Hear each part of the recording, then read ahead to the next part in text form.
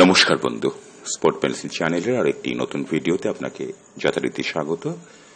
ইস্টবেঙ্গল সমর্থক হলে কমেন্ট সেকশনে যা ইস্টবেঙ্গল কথাটা লিখবেন আর ভিডিওর নিচে কিন্তু সাবস্ক্রাইবার বাটনটিকে একটু ছুঁয়ে দেবেন। অনুরোধ রইল স্পোর্টস পেন্সিল চ্যানেলটিকে একটু সমর্থন করুন, পাশে দাঁড়ান, যেমনি অসংখ্য ইস্টবেঙ্গল সমর্থক দাঁড়িয়েছে। আমার থাম্বনেইল দেখে অনেকেই বোধহয় ইতিমধ্যে ক্ষিপ্ত হয়ে গিয়েছেন। আসলে ক্ষিপ্ত হওয়াটা বোধহয় ইস্টবেঙ্গল সমর্থকদের এই মুহূর্তে একটা সহজাত ব্যাপার হয়ে গিয়েছে। রায়কৃষ্ণার মতো একজন ফুটবলার, খুব বেশি তার মার্কেট ভ্যালু তা নয়। মোহনবাগান, বেঙ্গালুরু, উড়িষ্যা ঘুরে তিনি এবার ফিরছেন আরো একবার কলকাতা শহরে। আমি কয়েকদিন আগে বলেছিলাম যে মাউন্ট স্পোর্টিং তার দিকে তাক করেছে, টার্গেট করেছে, তারা সৌরভ গাঙ্গুলির সঙ্গে স্পন্সর্ড এবং রায়কৃষ্ণকে নেওয়ার ব্যাপারটা যোগাযোগও করেছে। কিন্তু ঠিক সেই জায়গাটাতে দাঁড়িয়ে ইস্টবেঙ্গল ক্লাবের সামনেও কিন্তু পুরোপুরি সম্ভাবনা রয়েছে রায়কৃষ্ণার মতো একটা ফুটবলারকে নেওয়ার। ইতিমধ্যে দিমিত্রিয়াসকে ইস্টবেঙ্গল ক্লাব প্রায় চূড়ান্ত করে ফেলেছে, যদিও এটা প্রি কন্ট্যাক্ট বলেই। প্রি কন্ট্যাক্ট হলে যেটা হয় যে একজন ফুটবলার কিন্তু শেষ মুহূর্তে তার সিদ্ধান্ত পরিবর্তন করতে পারে।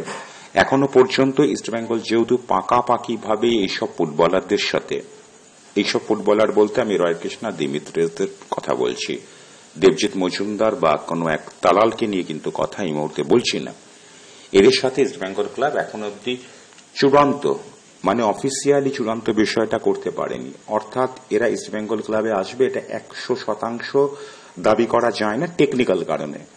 টেকনিক্যালের বাইরে যদি স্বাভাবিক কথা বলি তাহলে দিমিত্রিয়াসের কিন্তু এই মরশুমে লাল হলুদ জার্সি গায়ে পড়া প্রায় অবশ্যম্ভাবী।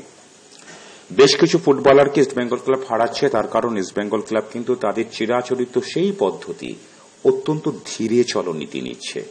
এত ধীরে চললে একের পর এক ভালো ভালো ফুটবলাররা বেরিয়ে যায়। বিশ্বকাপে যোগ্যতা অর্জন পর্বের জন্য একটা বড় দল ইগট স্তিমাচ ডেকে নিয়েছেন। মোহনবাগান, মুম্বাই সিটি এফসি থেকেও তিনি 8+7 15খানা ফুটবলারকে ডেকেছেন। সংখ্যাটা পৌঁছে গেছে প্রায় 39-এ। সেখানে ইস্টবেঙ্গল ক্লাবের 3টে ফুটবলার এবং আরেকজন যিনি ইস্টবেঙ্গল ক্লাবে প্রায় চুক্তিবদ্ধ ডেভিড সুযোগ পেয়েছেন। শেষ পর্যন্ত মূল দলে ওই টেনেটুনে একজন সুযোগ পেতে পারেন, তিনি হচ্ছেন নাওরে মহেশ সিং। লালচুনুঙ্গা, নন্দকুমার বা ডেভিড হয়তো সুযোগ পাবেন না, ভিড়ের মধ্যে হারিয়ে যাবেন। ভারতীয় এই যে এতগুলো 39 জন ফুটবলার, এদের মধ্যে একজন ফুটবলারের সাথেও ইস্টবেঙ্গল ক্লাব যে নেবে এরকম কোনো পাকাপাকি সিদ্ধান্ত এখন অব্দি নিতে পারেনি। তারা এখনো বোর্ড মিটিং এর স্তরে আবদ্ধ আছে। বোর্ড মিটিং হবে, বেঞ্চ যে সমস্যাটা হয়েছে সে সমস্যাটা আমাদের ভাবতে হবে বন্ধু। আমি ভুল বলছি কি ঠিক বলছি সেটা পরের কথা। বেসিক্যালি যে সমস্যাটা তৈরি হচ্ছে যে ইমামের পক্ষে খুব বেশি পয়সা খরচা করা সম্ভব হচ্ছে না। গত মরশুমে 32, এবারে 40 তারা কোনো রকমে করলেও করতে পারে, তারও কোনো পাকাপাকি সিদ্ধান্তে তারা এখনো পর্যন্ত আসতে পারেনি। সব মিলিয়ে একটা ডামাডোল টালমাটাল ইস্টবেঙ্গল ক্লাবে যথারীতি যেরকম চলে সেরকম চলছে। মোহনবাগান তো দূরস্থ। মোহনবাগান এই মুহূর্তে ইস্টবেঙ্গলের কাছে একটা ওই ধ্রুবতারার মতো। মোহনবাগানকে টেক্কা দেওয়ার ক্ষমতা ইস্টবেঙ্গল ক্লাব হারিয়ে ফেলেছে। এই সত্যটা বন্ধু আমাদের স্বীকার করতে হবে। এই কথাটা বললে অনেকেই আমাকে মাচা বলবেন, মোহনবাগান সমর্থক বলে দাবি করতে পারেন, কিন্তু বাস্তবে যেটা সত্যি সেই সত্যিটাকে আমি তুলে ধরছি যে মোহনবাগানের সঙ্গে এই মুহূর্তে পাঙ্গা নেওয়ার মতো ক্ষমতা এই ইস্টবেঙ্গল ক্লাবের নেই। নিতু সরকারের নেতৃত্বাধীন যে ইস্টবেঙ্গল টিম ম্যানেজমেন্ট চলছে, কোন ক্রমে কেকে কুকিয়ে সম্মান জানিয়ে বলি দুর্বল একটা ইনভেস্টর সংস্থায় ইমামিকে তারা নিয়ে এসেছে। তাদের পক্ষে একটা বড় বাজেটের দল গড়া কোনোভাবেই সম্ভব নয়। কোনো এক মুরারিমোহন লইয়া এসছেন, ভালো সম্পর্কের খাতিরে তিনি নাকি বিগ বাজেটের দল করবেন। এগুলো ফালতু কথা। কোনো একদিন 10-50 দরকার পড়লে পল্টু দাসকে তিনি দিয়ে সাহায্য করতেন। তিনি ভুলে গেছেন যে 10-50-এর জমানা এই মুহূর্তে নেই। অর্থাৎ এবারেও কিন্তু বন্ধু ইস্টবেঙ্গল যে খুব একটা ভালো দল তৈরি করতে পারবে, রায়কৃষ্ণা বা দিমিত্রিয়াসের মতো ফুটবলারকে হাতে পেয়ে যে ছেড়ে দেবে না, সেগুলোকে নিয়ে কোনো কনফার্মেশন। আসল কথা বন্ধু, আমরা ইস্টবেঙ্গলকে নিয়ে ভিডিও করি। ইস্টবেঙ্গল যদি নড়বড়ে হয়ে যায় তাহলে আমরাও বন্ধু নড়বড়ে। সব মিলিয়ে খুব একটা সুখবর ইস্টবেঙ্গল ক্লাবকে অন্তত আজকের দিনে দাঁড়িয়ে দলবদল বা ট্রান্সফার মার্কেটের দিকে তাকালে কিন্তু ইস্টবেঙ্গল ক্লাবকে সেভাবে খুঁজে পাওয়া যাচ্ছে না। তাদের এখনো ভরসা প্রায় 40 বছর বয়সী ওই ক্লেটন সিলভা, তাকে সরানোর ক্ষমতা ইস্ট বেঙ্গল ক্লাবের নেই। একটা কঠিন সিদ্ধান্ত যে নেবে সেই সিদ্ধান্তও নিতে পারেন না, যে ক্লেটনকে সরিয়ে একটা দুর্দান্ত ফুটবলার আনি, কোন একটা বিশ্বকাপ আর কি নিয়ে আসি।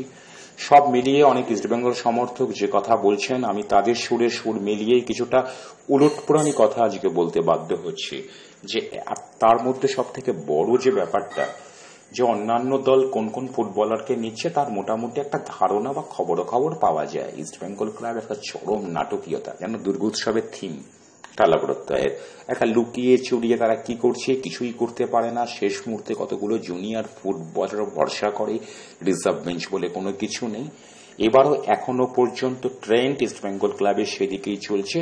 রাতারাতি যদি অভাবনীয় কোনো নাটকীয় পট পরিবর্তন না হয়, তাহলে এবারও ইস্টবেঙ্গল ক্লাব সুপার সিক্সের লড়াই লড়বে, চ্যাম্পিয়নশিপের লড়াই লড়ার মতো দল ইস্টবেঙ্গল ক্লাব বন্ধু তৈরি এবারও করতে পারবে না। অন্তত আজকের দিনের এই 25শে বৈশাখের দিনকার দাঁড়িয়ে বলতে পারি।